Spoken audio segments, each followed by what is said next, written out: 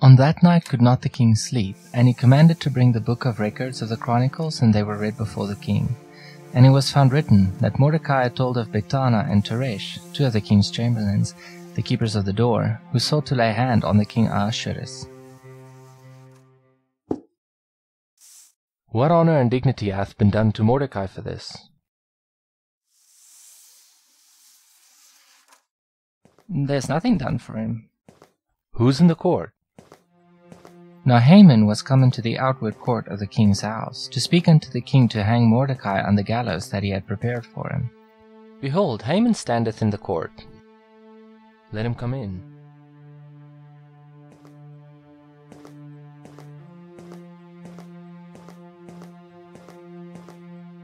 What shall be done unto the man whom the king delighteth to honor? To whom would the king delight to do honor more than to myself?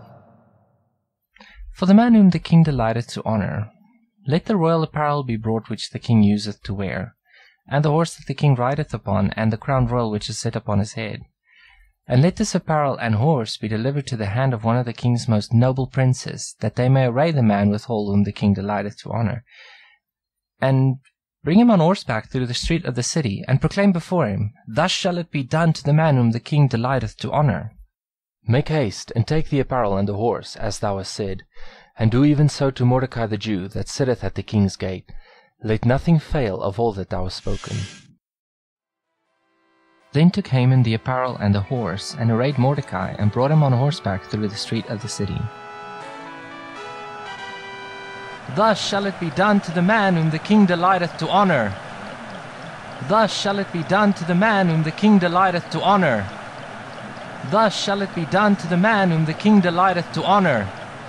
And Mordecai came again to the king's gate, but Haman hasted to his house mourning, and having his head covered. And Haman told Zeresh his wife and all his friends everything that had befallen him. If Mordecai be of the seed of the Jews, before whom thou hast begun to fall, thou shalt not prevail against him, but shalt surely fall before him.